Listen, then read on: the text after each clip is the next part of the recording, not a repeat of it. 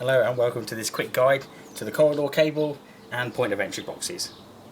So the first thing we're looking for is this is the corridor cable that came out of our RDT or rapid distribution terminal. It would have been glued to our ceiling. In this case it's glued to the top of my shed, so it just goes to prove that even on a rough jaggedy surface the glue is holding well and held into position. The glue does go transparent, so therefore all you end up is with a neat white line where the cable runs from property to property along the corridor.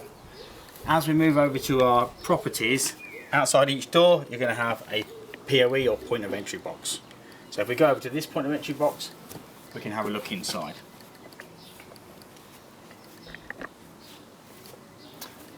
So it should be reasonably flush to where the ceiling would be, not right onto the ceiling, and we just need to make sure that there's no sort of twists and damage to the box, because if you try and screw the base on too much then the lid won't sit on flush. So the lid should be sat on flush as this one is. To open it, little squeeze, lift up and the lid will come off. Inside we should be looking for, we're going to have the corridor cable wrapped round and round somewhere between 5 and 7 times.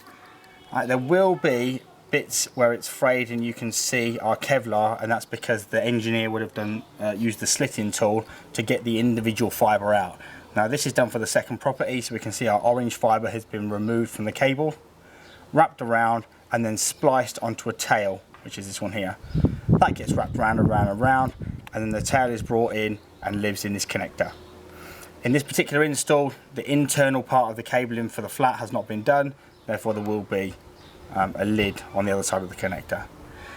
Things to be checking for, well, to make sure the splice is in the correct splice protection position, and to make sure there's no horrible bends, no trapped fibres, and like I said before, to make sure that the screws have not been done up too tight, which would distort the box.